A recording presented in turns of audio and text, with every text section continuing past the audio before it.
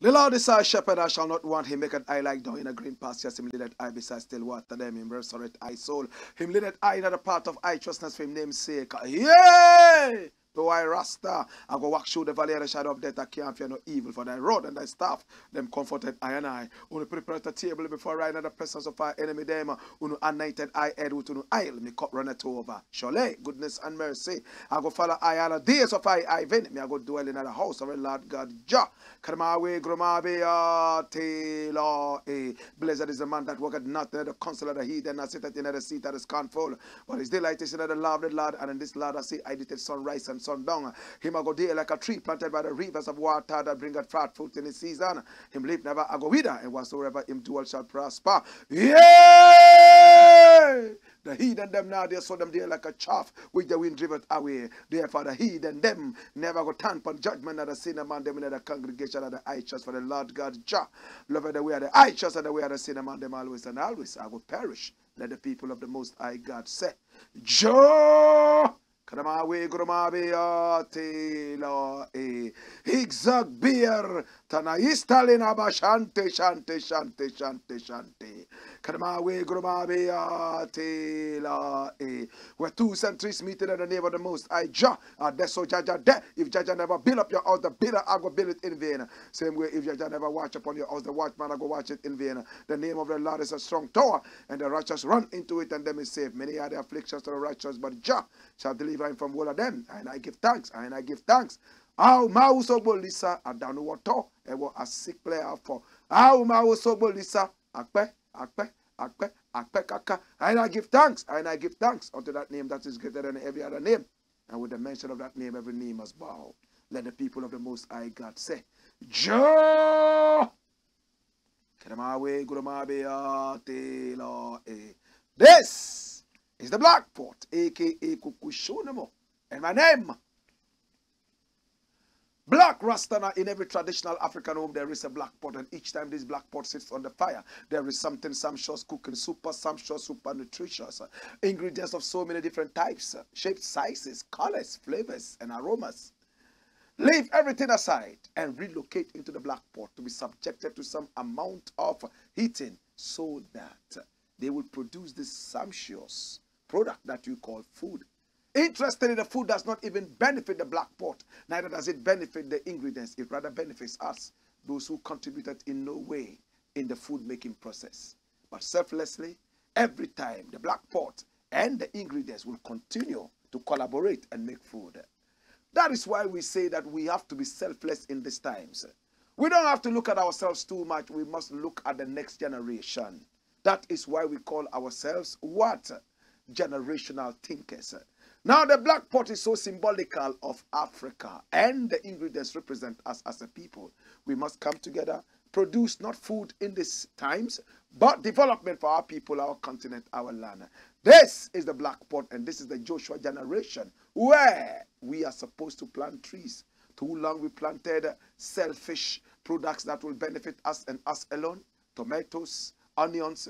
Oh, one season product, so that we would eat, sleep, die, and be forgotten. No, in these times, we are planting seedlings that will grow into big trees. We know we might not live long enough to benefit from these trees, but does it really matter? The generations to come will benefit from that. Now, when we sit down under these trees that other people planted, we must remember that they planted them selflessly for us and today we are enjoying them. This is the Black Pot, aka Kukushonemo, where we speak truth to power, and we are on YouTube, and our YouTube channel is called Black Empire Media. Make sure that you subscribe to our YouTube channel and click on the notification button so that you would always be reminded to watch us every day, Monday to Friday.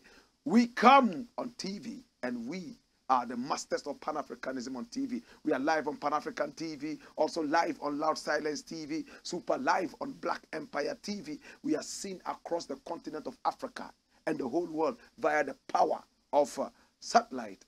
And here we don't talk politics. No, sir. It's too infantile for us. What we talk about is patriotism. And our aim is to rewire the mindset of the average African. If the mindset is right, every other thing will be righted. That is why we are called the masters of Pan-Africanism on TV. We don't criticize. But if criticize, we'll do that on one condition: to build and not to destroy. I got good news for you. This is the day the Lord has made. And here we are in the service of God and country. We are here to build and not to destroy. This is the Black Pot, aka Kukushonemo, where we speak truth to power. We have several stories to look at today. This is the very first story. What does it say? Watch it. It says, Jesus Christ of Songor Lagoon exposed. Now, when we talk about Jesus Christ, we're talking about the Savior of humans, right? Well, why are we calling somebody the Jesus Christ of Songor Lagoon? Songor Lagoon is that beautiful lagoon located somewhere in Adan. In fact, historically, we are told that it belongs to one gate of the Adan ethnicity. We are told that one Nene Kole was the one who discovered it. In fact, he was a very powerful ancestor who at the same time was a hunter. He went hunting, shot at an animal. This animal was able to escape. He trailed the animal, hoping that the animal would run out of gas and bleed to death so he could pick it up and go home to a very wonderful dinner. Unfortunately, he kept moving on and on and on and could not find this animal until he approached this lagoon with a pretty woman sitting right in the middle of the lagoon. And this pretty woman said, I am the animal you shot, and I intentionally brought you here, so I would give you this as a wonderful gift for your people. Now, this lagoon produces some very beautiful material that will bring taste to almost everything that you eat. Taste it. We were told that Nene Kole picked up some of the salt and tasted it, and it was so different from any other salt that they had tasted all their lives. No wonder salt from the Songor Lagoon is the best in the whole world. It could be as white as snow. In fact, sometimes whiter than snow. So nutritious. Watch this. Now, Nene Kole took up this mantle, but he was warned by the pretty woman sitting in the middle of the Songor Lagoon. Under no circumstances should this lagoon be monopolized. Anybody can come into it and benefit from the fruits of the lagoon. Two, nobody should approach it wearing gold. No, I am the goddess of this wonderful lagoon, and I don't like gold. And I don't want people to come here very expensively dressed. I want the poor to benefit from this lagoon. But several years down the line, McDAN got a license to monopolize the whole lagoon. So the people in the area said, no, traditionally this is wrong. But he has political goodwill. They gave him the lagoon. The government gave it to him. And some chiefs of the area also decided to sign their birthright out to McDAN, hoping that McDAN would be able to come there and save the whole lagoon, because at the time, the salt production of the lagoon had dwindled because the water level had gone down, and they believed that they needed an investor. Now the chiefs announced it over and over and asked the president of Ghana to find them an investor.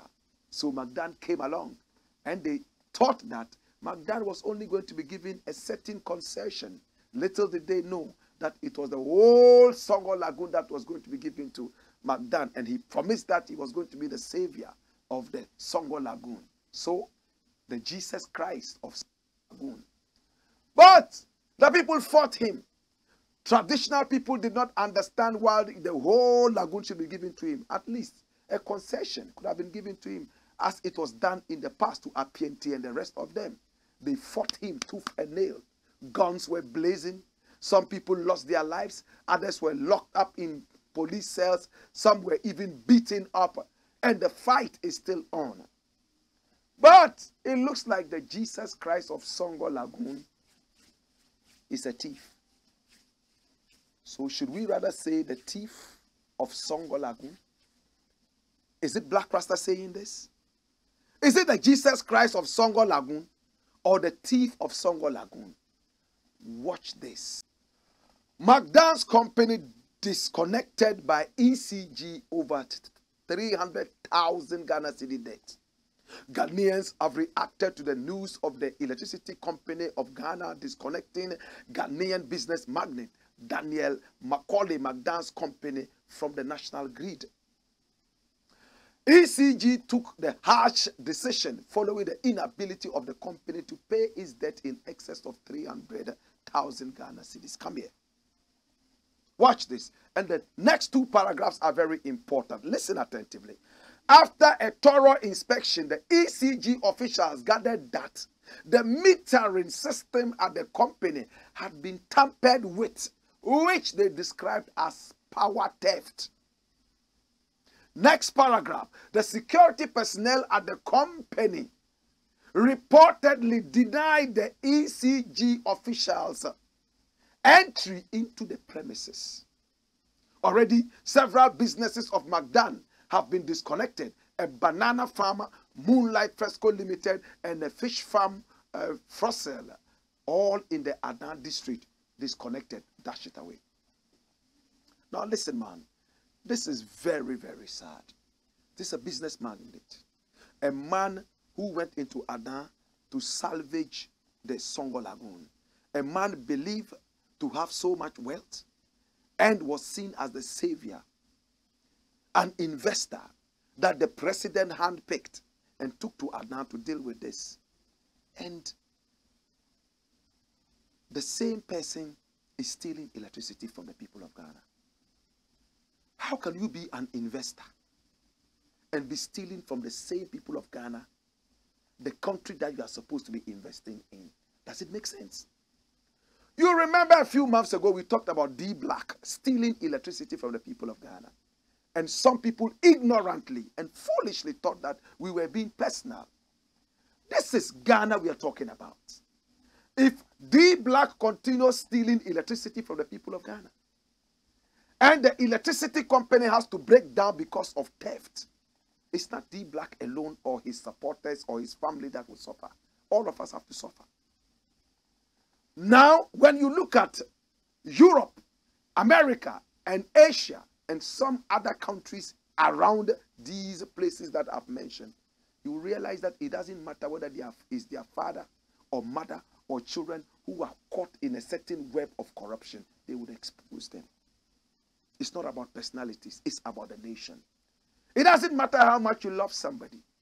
If they go against the whims and caprices of the country, if they go against the laws of a country that you are patriotic to, you must be ready to expose them so they will do the right thing. It doesn't mean you hate them. How many people understand this? Come here. If McDAN was touted as that wealthy man who was supposed to be salvaging the image of Ada Songor, and at the end of the day, we are seeing him as a common thief, as carried in this story.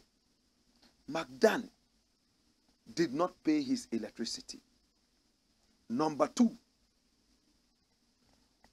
he tampered with the metering of the company. Do you know what that means? He slowed it down so that it will not read its true reading. In other words, it will not record its true reading. Thirdly, the workers in there were told to stop ECG from coming in there. So when ECG, Electricity Company of Ghana, now came trying to read meters, they were told that no, you can't enter. Said, no, but we are supposed to enter and read your meters. No, you can't enter. What kind of lawlessness is this? What kind of lawlessness is this? Is that the kind of investor you want for Adam? A man who will go and steal electricity from the people of Ghana? Do you have respect for thieves? It's because of these corrupt people who are thieves at the same time. That is why this nation is breaking down. Until we are able to come out and speak truth to power, not looking at who it is that is involved, but looking at the nation as the bigger picture, this nation will continue to go down. I don't care how much McDAN has. I don't care how much money he has. All I care is patriotism. Anybody who is patriotic will not steal from the people of the country. Anybody who is patriotic will not hurt the nation that he says is patriotic to. Hear me now. I will never have the problem. I will never have had a problem if McDAN was just owing this amount of money. People can be broke at any time. Even Nam1 got broke. Nam1 who came in and everybody thought that he had all the money in the world. He got broke. Even the government of Ghana is broke. So if McDAN or Nam1 or any other such individual is broke, it's nothing. It's not a big deal. If McDAN is unable to pay electricity bills, it's not a problem. Maybe he doesn't have it right now.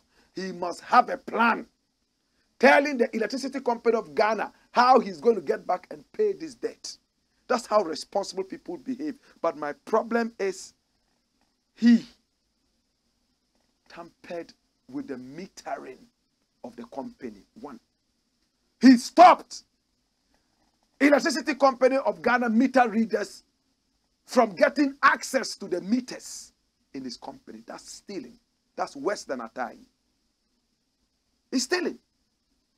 And we have no mercy for people who are thieves. It's because of people like that. That is why we continue suffering. Even the Parliament of Ghana was using electricity without paying. Such irresponsible parliament. How could you do that?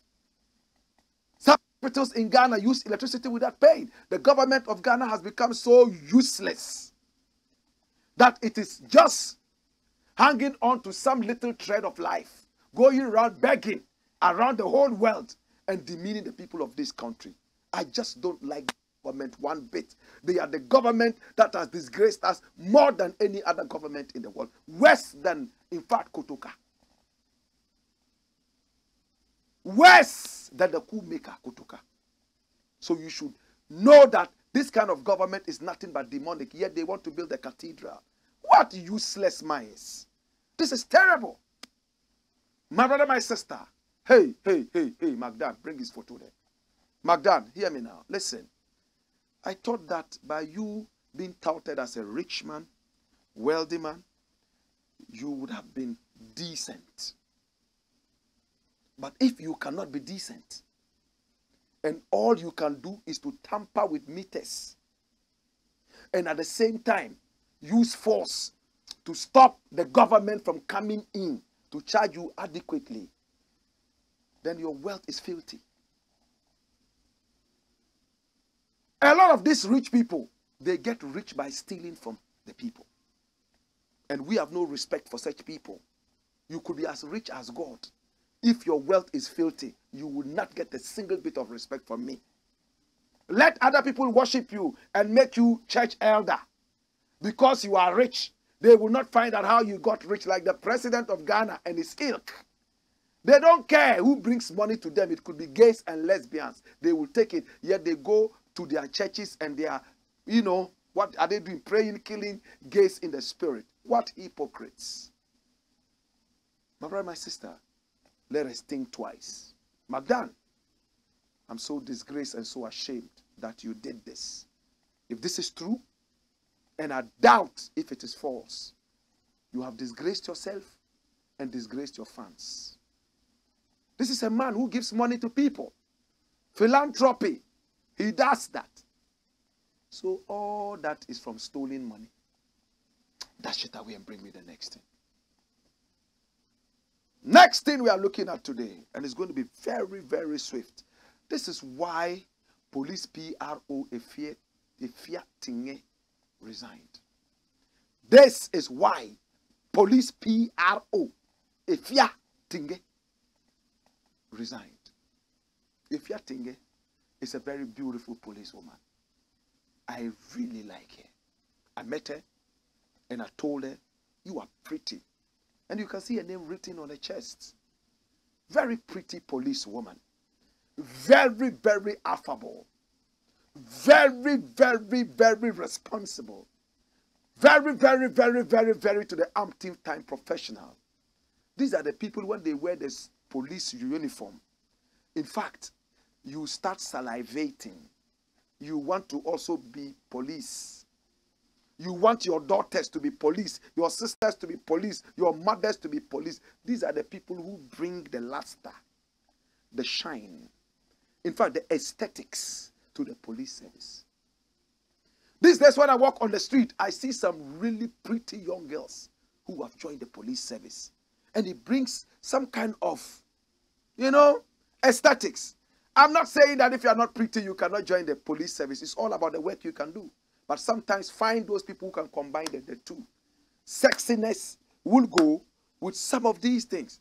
Sometimes police intelligence, you need pretty ladies with all the beautiful curves to enter some holes to bring out intelligence. And if you push in just any other person, it might not work. Efia Tengey was my lady. I liked her. Now, when she was right here in Accra as the PRO of Police Greater Accra Region, I interviewed her a number of times. And she was always ready to talk. She would talk to different radio stations. She would speak in so many different languages. Oh, what a woman. All of a sudden, we heard that she was going to be transferred to the Volta region. The first thing I asked myself was, this transfer, how professional was it? But it was a new IGP, Dampare. So I told myself, he has his own strategy. It's like a coach who comes in and he picks up the best player and says, come and sit on the bench, and puts in somebody else. You want to sit back and try to understand why a coach will pull out the best player at a time that the game is toughest. Most people would like to understand. They might not say anything, but when the game ends and the team loses, then they'll start biting the coach. True? Hear me now. Efia Tengey was sent out, and she went to the Volta region. She went into absolute obscurity. The days when we used to hear her on radio, talking, the sexiness, the professionalism, oh, everything was gone. Somebody else was brought in there. We didn't really see too much of the person. The person is probably yet to fire up. Now, I have information that even the person who was brought in to replace her also had some other people who were more interested in doing her job for her rather than allowing her to do her job. And at the point, she probably wasn't happy herself. Oh, I am supposed to be the PRO, but some other people are doing the PR for me. Allow me to do my work. So there was a bit of a wrangling. I don't want to go too much into this, but here's the interesting thing. Efia Tengey all of a sudden resigned. Just a couple of days ago, Efia Tengey resigned. Her name Tengey means scorpion. My God. And it is also from where? treenews.com. It says, Superintendent Efia Tengey resigns from Ghana Police Service. In fact, it hits me like an arrow from hell. Pow! Read the story. What does it say? It says, former Accra Regional Public Relations Officer of the Ghana Police Service, Superintendent Efia Tengey, has exited the service. And I want you to look at the first paragraph properly. Why are they not addressing her by her new post in the Volta region? Why? Think. They could have said PRO of the Ghana Police Service, Volta region. No. They rather are saying former. That means that was where everybody got to know her. That was where she struck very hard. Do you get the point? Of course, it's good to be transferred to show professionalism and impact on different areas. But in this case, many were those who were shocked. This follows 18 years of Come here. 18 years of service. She made this known in a message to a few friends as she pursues other interests. Please, this is to inform you that I have formally exited from the Ghana Police Service after 18 years of active service. She wrote. And she made this known to who? Close friends. Bring back that. Bring back that. Bring it back. He said she made this known in a message to a few friends. That means the police service did not even come out to make it public. She waited for the service to say, oh, she's resigned. It wasn't coming out because they knew there was going to be a certain backlash. Now she waited and waited. Nobody was saying anything. Then she started sending messages to friends. So she wrote, please, this is to inform you that I have formally exited from the police service. That's the Ghana Police Service after 18 years of active service. She wrote next. Permit me to use this medium to thank you all. I mean every one of you for your immeasurable support during my appointment as public affairs officer of this noble profession. We'll definitely meet again, hopefully in a different working environment. Did you hear that? That's very important. In a different working environment. And I'm going to tell you where that is going to be. Aside serving the police, the Accra Regional Command of the service, Efia Tengey was also in the Volta Regional Command as its public relations officer. From highlight to low light. Low light in the sense of this is the capital. This is where the bustles and hustles are. Go to the Volta region, the land of your bed, and help them come up. But was it done in the spirit of what I'm talking about? Or it was done in a different spirit? Oh my God. Come here. Watch me. Watch this. Watch this. Hey. So Efia Tengey has left the police service. What is she going to do? Do you know? She's going into politics. Efia Tengey wants to be an MP. Ask yourself, why will such a brilliant woman leave the noble police profession and go into the dirty profession of politics? Politics is nothing but dirty. Lies, stealing, corruption. These are the middle names of politics. Everywhere in Africa, everywhere in the world. In some parts of the world, there's even murder. Decent people who go into politics end up coming out with bad names. True? Look at Baumia. Fine gentleman. Today is the biggest liar of Ghanaian politics. Nana Akufo-Addo. Fine gentleman, lawyer. Speaking like the American or British prince that we read about in several fables around the world. Today, he's seen as a villain. So politics is a dirty game. It's controlled by the demon, Satan. Efia Tengey was to go there. Why would she want to go there? Not to think she felt that her transfer was done in a bad taste and bad spirit. Was she at loggerheads with somebody who had the upper hand and decided to fling her up to show her where power lies? Did she sit back and realize that, oh no, where they have posted me, I'm sure that they have some other terrible machinations coming up against me. So I got to go. Efia Tengey wants to be an MP. Why would she leave such a profession that just triples salaries to go into politics that is so uncertain? It's uncertain because it's possible she would lose. MP is very, very, very, very, very hot and competitive. You pay money. You have to be financed. Every MP in Ghana tells us that. Does she have the finances? Was she forced out of the police service because of some bad nuts in there? We are going to follow up this story, and I promise you, we will bring all this to the fore. My name is Blakk Rasta, and we are very, very excited. Now, there's a new app. It's called Is It? Is It? Is It? It's a very powerful app, and it's very, very responsible. Now, social media is full of irresponsibility and a lot of things that are not too good. This does so much. You can make video calls. You can make calls, normal calls, video calls, messaging, and so on and so forth. It's available on App Store and, of course, Google Play. Oh, And this is Ghanaian.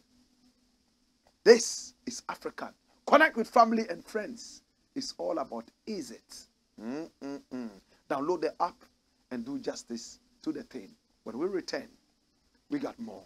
Hey! Woyo!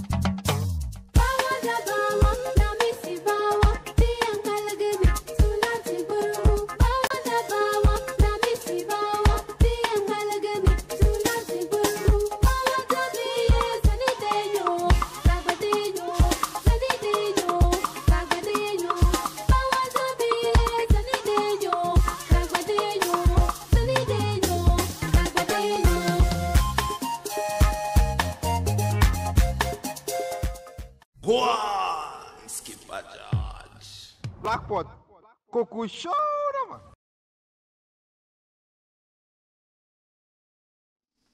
This is the Blakk Pot, aka Kukushonamo, where we speak truth to power. And my name Blakk Rasta. Our numbers are scrolling on the screen. Pick up the numbers and do business with us. Yes, we'd like to do business with you. Listen, when your business is on this show, you are seen all over the world. We are masters of Pan-Africanism. And we have a new channel on YouTube. It's called the African History Class. It's purely history channel. Yes, history. Yes. African is spelled A-F-R-E-E-K-A-N. History is the normal spelling, and class is K-L-A-S. We have some wonderful documentaries in there, built by us, done by us after rigorous research. Check it out. Stories that you will never hear. We bring all these things up to you. Yes. Well, my name is Blakk Rasta, and remember that we have the Black Empire Media right there on YouTube, and that's it there. Black Empire Media. Please subscribe to our channels and click on the notification button so you miss nothing. In these times, information is most important. Let me tell you something. Here, we don't talk politics. What we talk about is patriotism, and we are rewiring the mindset of our people. That is what we are doing. Nothing personal. This is the Blakk Pot, a.k.a. Kukushonamo, where we speak truth to power. Next story. What does the next story say? Watch it. It says, Gay Lawyers Association of Ghana ready to strike. Hey, this is a country where anything can happen. The other day, we had the armed robbers University of Ashaiman. In fact, a school in Ashaiman that trains armed robbers. Can you believe that? So any young man who is frustrated in life and wants to take on a new profession of armed robbery, you would go first and study as an undergrad of armed robbery. Then they'll give you a Bachelor of Science degree in armed robbery. After that, you will come back and do Master of Science degree in armed robbery. Then you get a PhD in armed robbery. And when you become the PhD holder in armed robbery from Ashaiman University, you know what you do? You just sit down and direct people with correct intelligence to strike with clinical precision. Robbery. And you never miss. What a country. Today we are told that there's a Gay Lawyers Association of Ghana. The same lawyers who are fighting to cut away homosexuality in this country. They are those who are protecting the law. They are those who actually are telling us what the law is all about. The lawyers, right? They interpret the law to us. The police will come in to make sure that the law is upheld. And the lawyers will interpret that to us. So if we have a group of gay lawyers who are upholding a certain illegality, then it is interesting, isn't it? Is it too difficult to understand? Is it too difficult to understand? Well, let us find out exactly what this Gay Lawyers Association of Ghana is all about. Watch this. I know big lawyers in Ghana who are gays. I won't fight for them. They should. And this is Martin Kpebu. Hold it there. You know what this man is saying? Excuse my language. Forgive me. I'm not trying to say armed robbery is the same as homosexuality. I will never say that. But in our legal frame, they are both criminal. In our legal frame, they are both criminal. So what Martin Kpebu, a lawyer himself, is saying is that I know some of my colleagues who are criminals. In a decent country, please, I'm looking at the law. This man should take us to those criminals. It's like me coming out to say, oh, I know a lot of people around me, and I know them very well, who are murderers. A decent country should send police intelligence to put me on an investigative periscope so I will be able to fish out those murderers. True? Again, I am not saying homosexuality is the same as murder and killing. All I'm saying is that by our law, they are all criminal offenses. Martin Kpebu says he knows a lot of his lawyer friends who are criminals. And he's smiling. It is okay. Yes, it is okay. From what he said, it looks like he has been fighting for homosexuals. Now he's tired because none of his big lawyer homosexual friends are ready to take the mask off their faces and say that we are gay. We are gay. No. They are not ready to do that. And he hasn't told us whether he's gay or not, or maybe bisexual or trisexual, or quadrilaterally sexually inclined. We don't know. But all he's saying is that he's been fighting for his gay friends, and they don't want to be responsible. Come out and say that it can be painful sometimes. For instance, in Ghana, we have been on the screens, on radio, and other places fighting for the youth. The youth come back to fight us for fighting the thieves who are stealing their future. I have seen youth who have been paid by some thieves, thieving politicians, to come and stand in front of me and spew garbage. Hey, why are you talking about this man? The other day I was talking about some other man like that. I don't want to mention his name anymore. And a youth got angry, called me, and was talking a lot. This man has been helping us. This man has been helping us. Why are you talking against him? And I said, listen, the man helping you, would you care if the money is stolen money? The money that he brings to you to eat food. If I told you that he stole the money, would you still take that money? Oh, but the government is not taking care of us. So even if he brings the money, we'll still take it. I said that you are a thief.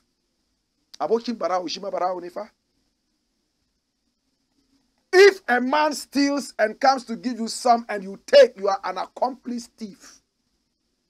You know he's stealing it. And yet, because it's not you who broke the window to steal, but you take from the thief. Same way if you buy stolen goods, you're a thief. So the youth must be sharp. When you are fighting those thieves who are stealing their destiny, the youth, instead of helping you fight this common enemy, no, they rather fight you, taking part of the stolen money. It's so sad. I feel the pain of Martin Kpebu, but let's look at exactly what Martin Kpebu is saying. What really is he talking about? Come here. Come here. He says, private legal practitioner Martin Kpebu has said he no longer fights for persons who are homosexuals in society because he cannot speak for faceless people. He wants them to come out and speak or fight for themselves. Martin Kpebu explained that he is aware of big lawyers in this country who are homosexual but are not prepared to come out publicly to defend their actions. Speaking on the key points on TV3 Saturday, April 1, he said, to be very frank with you, I do not intend to go into the merits of the debate of the LGBTQI+. I have made comments on it in the past, briefly stating that if some people want to fight for it, it is within their right to fight for it. But the reason I am no longer interested in joining this debate aggressively is that the people who practice LGBTQI+, they don't want to show their faces. So I ask, how am I going to advocate for a faceless person? Chop it off. He's right. How can you keep fighting for faceless people? Jesus Christ says what? Love thy neighbor as thyself. You cannot love thy neighbor more than thyself. So I keep supporting you, knowing that you will do good. You got malaria the other day. I came over, took you to the hospital, got you healed, and I gave you a very beautiful mosquito net and fresh food to eat. And then we cleaned your environment to rid the place of mosquitoes. All of a sudden, you are intentionally dirtying the place again and keeping muddy waters, stagnant waters, and you have sold that mosquito net to go and buy chibo. Now, when the mosquitoes come again, should I love you more than myself? My last savings, I should come and continue doing this routine nonsense? This is the Black Pot, a.k.a. Kukushunumo. But come here. But, Mr. Kwebu, you are a lawyer. And you know that by the laws in this country, homosexuality is a criminal offense. It's a jailable offense. So if you say you have friends who are homosexuals, are you telling us that you have friends who are criminals? But the gay lawyers in Ghana, why are you not showing your face? Are you scared that you'll be beaten up? Sometimes when you need a revolution, you need to come out boldly and tell the whole world that we are ready to sacrifice our lives to have that revolution, or you are cowards. Like we weed smokers. Better still, we weed users. We have come out over and over to tell the whole world that we use weed and we want weed to be legalized. We were able to push it all the way to the parliament and they legalized it. The president is supposed to append his signature. Do you remember when I was dragged to the parliament house and they intended to disgrace me? Show your face, brother. I remember even in those days, some weed smokers, I've never smoked weed, but I use weed. I wear jeans made up of marijuana fiber, hemp fiber. I wear canvas made up of hemp fiber and so on and so forth. But those who smoke it every second, that I don't partake in, and I do not disrespect them in any way, they were saying that I ran too fast. You see, so I understand what Martin Kwebu is saying. When we return, we shall talk more. Hey!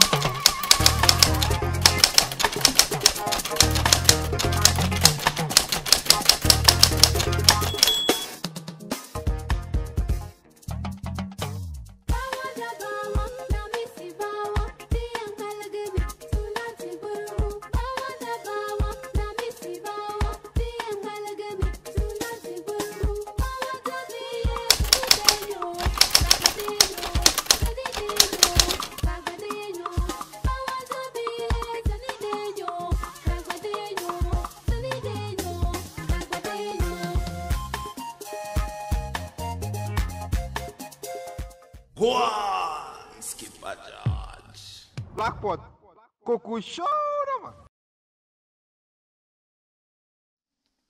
This is the Black Pot, a.k.a. Kukushow, where we speak truth to power. Remember to subscribe to our YouTube channel. It's called Black Empire Media. And make sure that you click on the notification button so you don't miss any of our stories. Here, we don't talk politics. We talk patriotism. We are rewiring the mindset of our people. Come here. Next story. What does it say? Rolling. It says, BUKA restaurant shut down for Kamala Harris. BUKA restaurant shut down for Kamala Harris. This is BUKA. Where is it located? Right here in Accra. Osu. Am I right? Osu. BUKA restaurant is so beautiful. When you go there, you eat good food. Oh, look how nice it is. BUKA restaurant. Beautiful restaurant where you can eat local food. Oh, traditional food and enjoy yourself in a clean environment, devoid of flies and cockroaches like some other restaurants you go. In fact, chop bars, we call them. In fact, before you eat, 600 mosquitoes would have bitten your back and hands, and 2 million flies would have tasted your food. Whilst you are eating, cockroaches are caressing your legs and all that, and cats are running around you. You know how cats are. They have a way of making their tail scratch you so they get your attention. But here, there are no cats, there are no cockroaches, there are no insects. Look at the environment. So Kamala Harris knew about this all the way from America before she arrived. She probably was told, when you go and they want to serve you with some local dishes, man, you don't have to eat it. Don't eat it. There is a restaurant they call BUKA. BUKA. You know how Americans speak. The last time I tried to speak like an American, I bit my tongue 3 times. I'm not going to try it again. The Americans have a unique way of speaking. One people, so much variety. Kamala Harris arrived in Ghana. She went to Cape Coast. She saw the dungeons. She saw the reality. When we talk about slavery, she wept. Like Obama and the wife wept when they came here. And then she saw herself as, this is a woman who wants to be more Indian than African. That's okay. She has some Indian ancestry and some other kind, you know. That's okay. You can decide to belong where you are in this period of LGBTQI+. Where a man can say he's a woman. And he's okay. I feel like I'm a woman, so I'm a woman. That's it, queer. I feel like I have no gender. I'm genderless. And it's okay. They call it human rights. That's okay. We have no problem with that. We are yet to understand that. We hope we will get to that level. That I was born a man. And I know I am a man. Because in my pants I have a certain pendulum that dangles from left to right. And I know that I'm a man. All of a sudden I say that, well, I'm a woman, you know. Or I feel I'm genderless, you know. Lord God have mercy. Well, that is what it is. So she arrived in Ghana. She had a motorcade. She drove around. And then she decided to go and eat at BUKA restaurant. You know what they did? You know what they did? Watch it. That's it. You see the American man standing there, you know, speaking. Ghana police arrives. Watch this. Watch it closely. There's a man at the back there wearing white. They are already trying to tell him that, hey, watch yourself. Police car comes to pass to watch and be sure that everywhere is intact. Watch, keep watching. Another police car arrives. Ghana police. Now the man is walking in there. He's told that the woman herself is arriving. So he has to step in. You see the police taking over the whole place. The boss herself is, you see. You see that? Walking in there. Pine. Going in there. Now the man steps out. You see the man there? You see the manager? Whoever it is, they are walking in there. Oh, everything is set. Everybody has been asked to enter the place because Kamala Harris is coming. When it comes to America, they can be undemocratic to be democratic. If anybody was hungry on the day and wanted to eat at BUKA restaurant, it didn't matter whether you were a regular eater of the place or eater at the place, you will be sent away because Kamala Harris will be there to eat. Taste Ghanaian food. So everybody stood aloof. And she went, ate her fufu and abenkwai alone. Oh, it's good. It's good. It's good. After that, any other person could go in there. In October, 1956. Find me the photograph of Gbedema. Gbedema. G-B-E-D-E-M-A-H. Gbedema. Gbedema in October 1957, a few months after the independence of Ghana, went to Delaware in America, went to some other states of America. He went there to promote Ghana, and he entered into a restaurant to eat. He didn't shut down the place. He was the minister of finance of this country. Later on, he took other ministerial positions unto himself, and he did quite well for the people of this country. As an ambassador of this country, he entered into the restaurant. Only white people were in there. What did they do? They kicked him out. Blacks are not allowed here. 1957. America was still very, very racist. Until the mid-1900s and even beyond. In some states of America, black people were not allowed to vote. In fact, they would even allow their pets to vote ahead of black people. This is the America we're talking about. Our minister went to eat, pay and eat. He was kicked out. You know what happened? The president of America, Eisenhower, at that time, President Eisenhower, forgive me if I didn't pronounce it right, Eisenhower had to call him to the White House and apologize to him. But that did not wipe away the racism that was meted out to him. Today you come to Ghana. Ghanaians are so hospitable. They send everybody out because Kamala Harris is coming to eat in a public restaurant. Undemocratic moves, yet we are here to preach democracy, human rights. This is the Blakk Pot, aka Kukushunomo, where we speak truth to power. There's a new app. It's called Is-It. Log on to www.isit.life. In spirit and in truth. That's what Is-It means. In spirit and in truth. It is a responsible social media app. 24/7.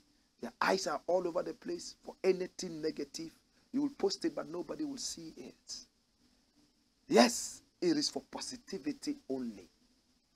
If you are fed up with bad social media, this is your opportunity. This is the Blakk Pot, aka Kukushonomo, where we speak truth to power. Next story says what? Ghana police. This is disgraceful. Oh, gee. A video came up. Show me that video. A video came up. People were fighting with the police. In fact, not fighting, bullying the police. Because some police officers, that's the video I'm talking about, went into an area noted for illegal mining, aka Galamsey. And the guy talking in this video, I'm going to spare you all the talk. You know, he's telling the police, I work with you. You came here, we gave you bribe for you to go away and leave us. And then you decided to pick me up, that you are taking me where? That's what he said. Where are you taking me to? Now watch the gentleman. He's getting angry. He's approaching the other policeman. The other people, you see motorbikes there, they have to chase the police and stop the police. You see the other guy in the police vehicle, he's removing the police handcuffs and the car key. He's removed that. You will see the handcuff soon. He will show you the handcuff. He has removed that, and at the same time, he's taking the car key. You see the handcuff in his hand. And watch, somebody has even taken the policeman's uniform. He's going to appear there soon. And watch, they are threatening the police, telling the police that, hey, what you have done is very, very sad. Now look at this guy, the policeman here talking.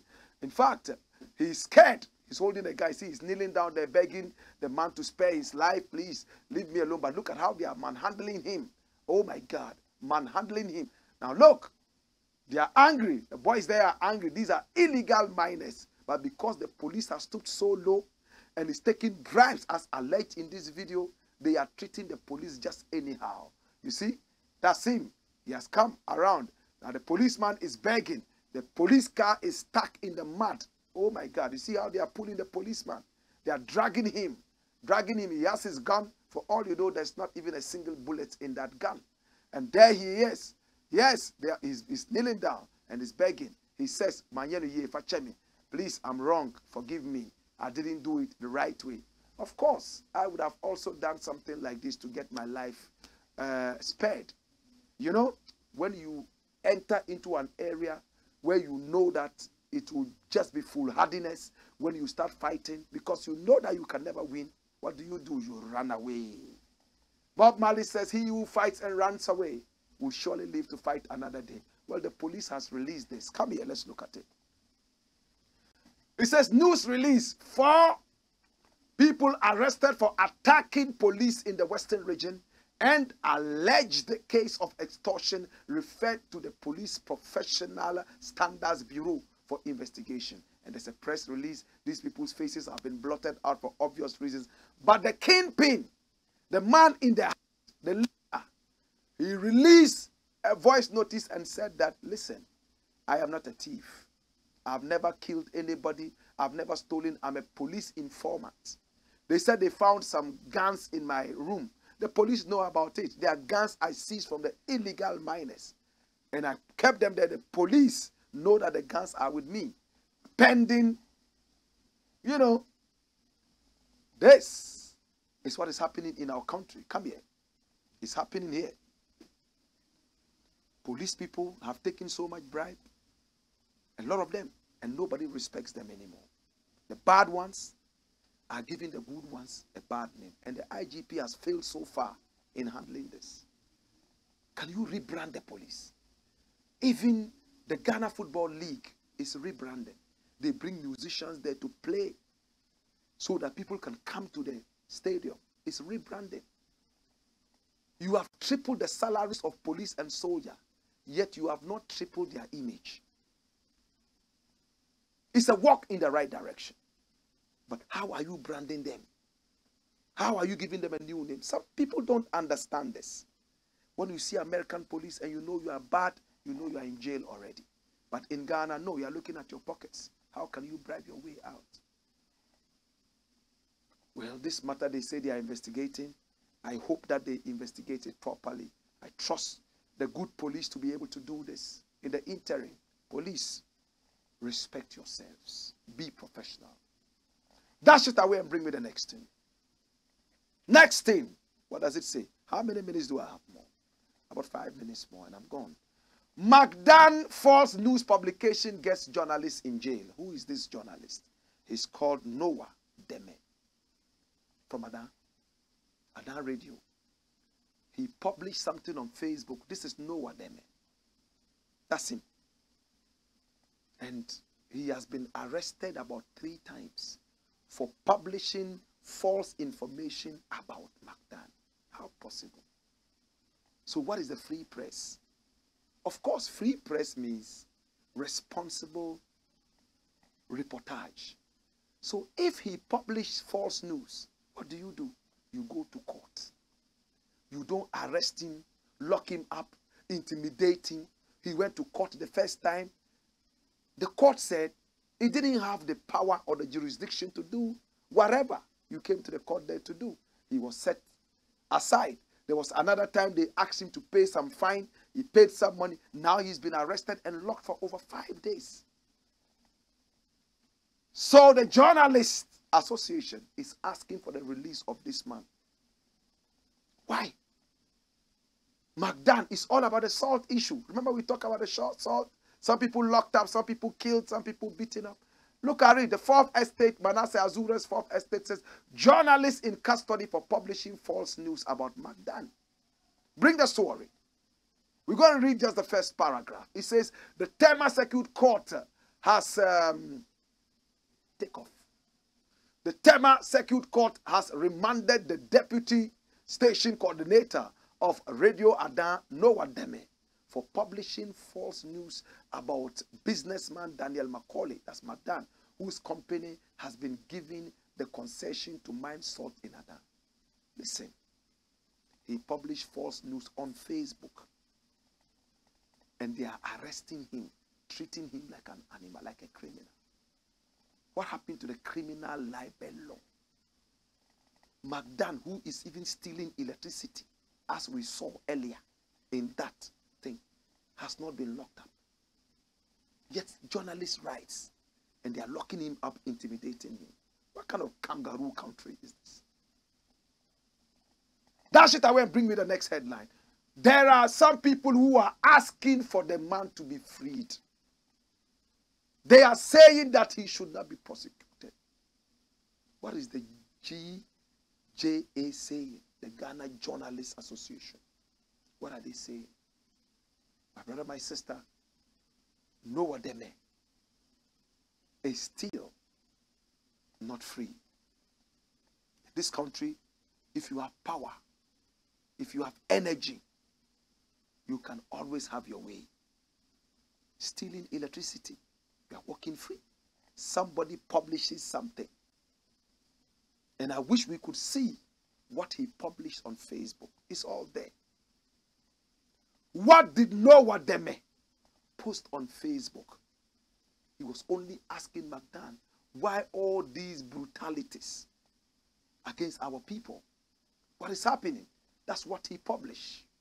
When Noah Deme was invited to the police station, he could not justify why he posted the news with a photograph of Dr. Daniel Macaulay on his Facebook wall. This was what he posted. Stop the inhuman act, McDAN.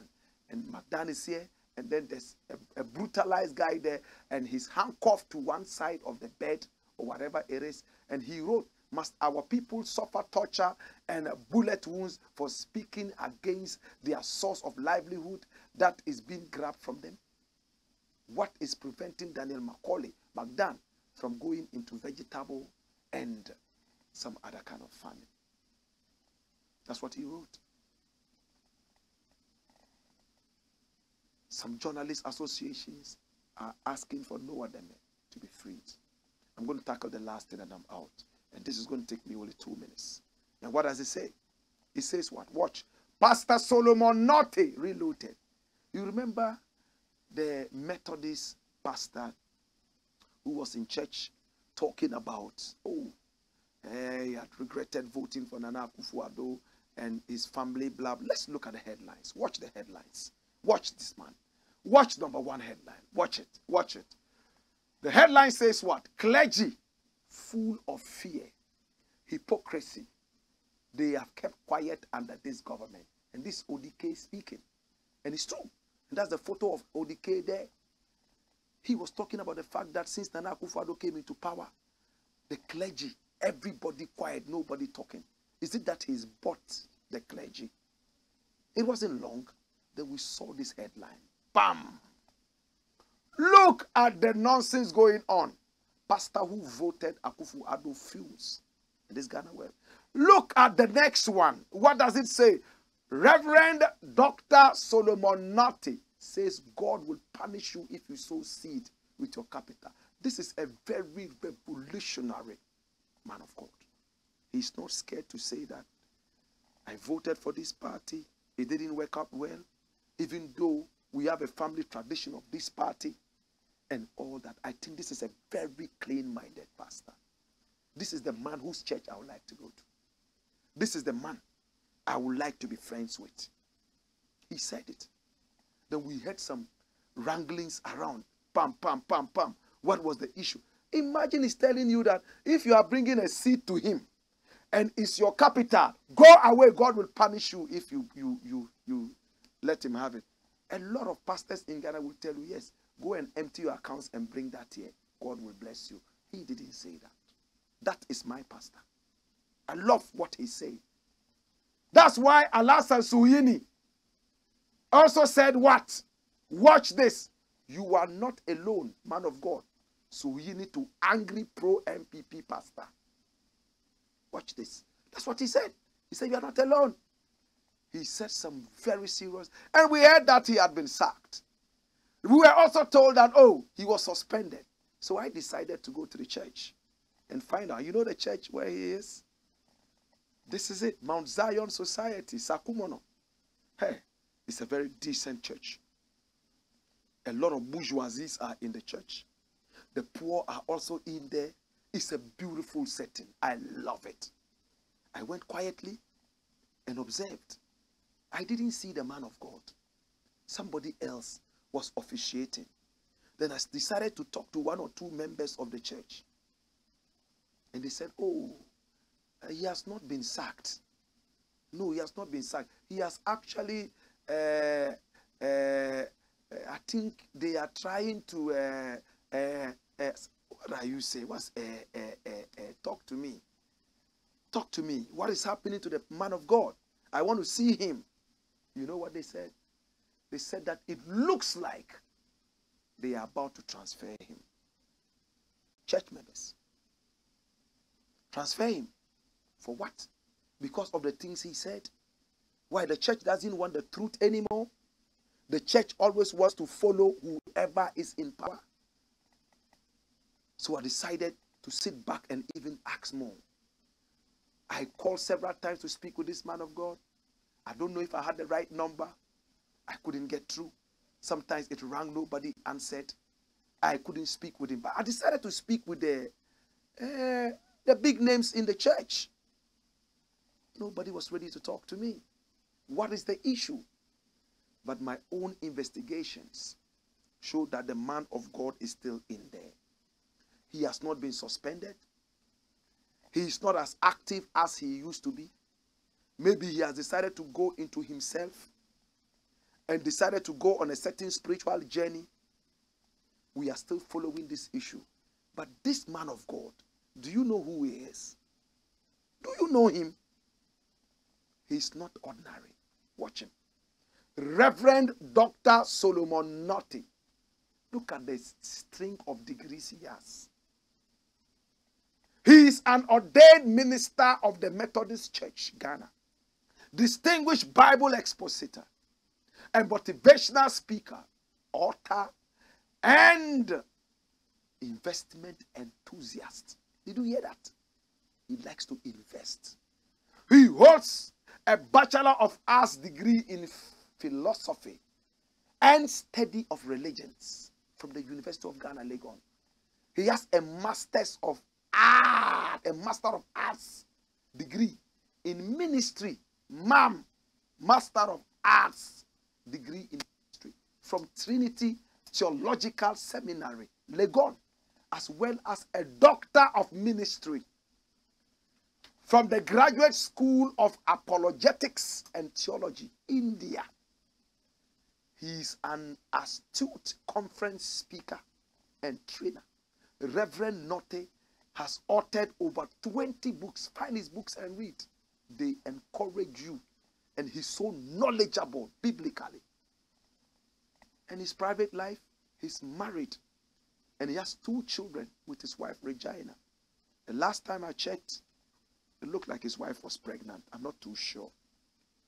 But he has served at the Mount Zion, bring that logo again, for 6 solid years. He served here for 6 years. Not many people have gone there for the number of years. It means that the church trusts him. The Methodist Church loves him. He's a fiery man of God, so knowledgeable, young, and astute.